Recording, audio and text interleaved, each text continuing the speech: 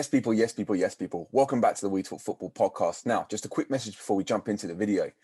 Only 55% of you who are watching this video are currently subscribed to this channel. Now, if you could like this video and subscribe to the channel, you'd be doing us a massive favor. We're up to 72 subscribers and we've gone through our period of biggest growth, but we appreciate any support you can give us. So as I said, like this video, subscribe to the channel, and without further ado, we'll jump in. Yes, people, yes, people, yes, people. Welcome back to the We Talk Football podcast. It's Friday, it's Polo Gang, and we're building up this weekend's fixtures. How you doing, Quakes? I'm all good, man. I'm all good. Obviously, still on the high after Chelsea's win, and even more of a high after seeing Arsenal go out of the out of the Europa League. So yeah, things are looking good in the Chelsea world and my world. 100%. I mean, that's enough said about Arsenal. As they've affectionately became known on this channel, they're a bunch of mugs. And last night, their performance against Villarreal, against Mr. Good Evening, showed it all. They're a club in the decline, and they need to understand that.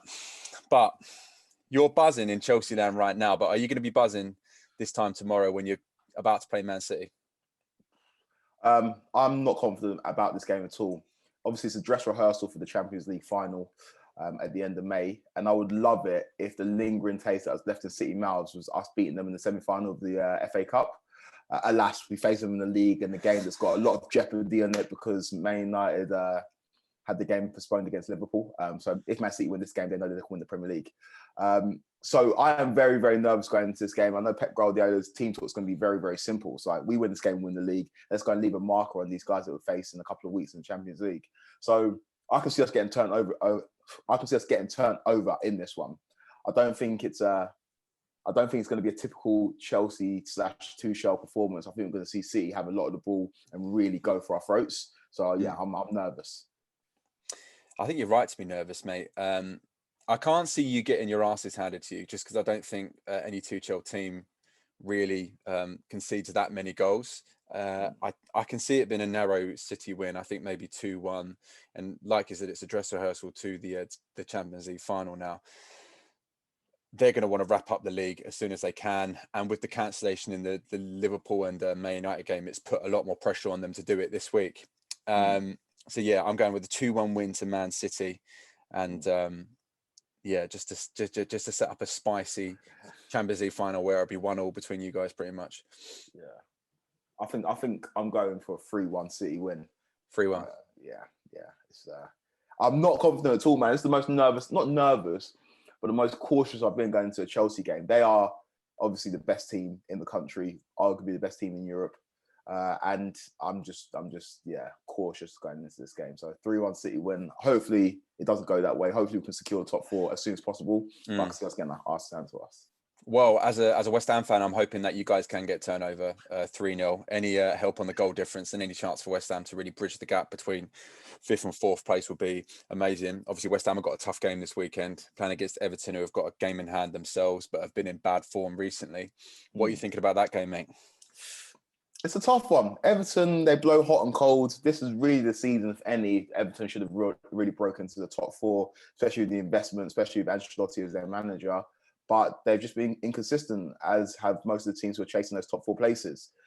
West Ham, actually saying that, West Ham have actually been fairly consistent in terms of, the games that West Ham are going to win, and the games West Ham are not going to win. The games against the top teams, they struggle in. The game against the teams that they should be picking up points, they do pick up points ordinarily. So this one, I know that I don't want to give West Ham credit because you're a West Ham fan, but West Ham will probably win this game 2-1. I can see 2-1. I hope so. I think we've played each other twice this season. They battered us in the cup at the start of the season, and then we beat them 1-0 away, I believe, at Goodison Park. It's going to be a tough game. Like I said earlier, if we win this game, we go level with you guys. If you lose to City, that is. Obviously, you've just got a far superior goal difference to us. I've been saying for weeks that your running is so much harder than what our running is, and I'm just hoping that we can accumulate a greater total of points than what you can over those games, because you've now got one eye on the Champions League as well. I do want to back a West Ham win just because I feel like we're getting some players back into the squad. There's rumours of Declan Rice now being back.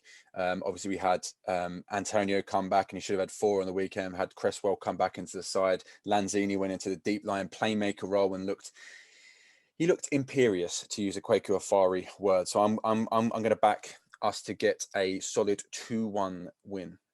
Yeah. 2-1 win. Yeah. But yeah, I suppose other than that, to talk about some of the other big games this weekend, obviously we spoke about Arsenal already.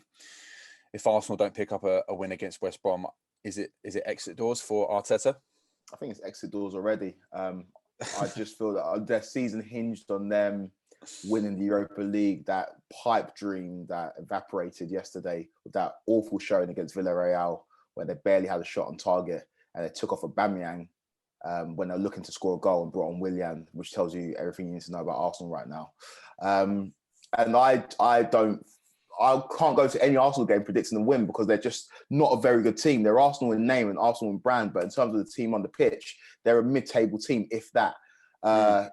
So yeah, with Arsenal, who knows what the result's going to be? I'll predict an Arsenal winning this one, but I don't think that Arteta's job can be saved between now and the end of the season because they're not going to finish in European places. They've had some incredibly underwhelming performances. And the game against West Brom, you wouldn't be surprised if Arsenal get turned over, which is testament to where they are right now.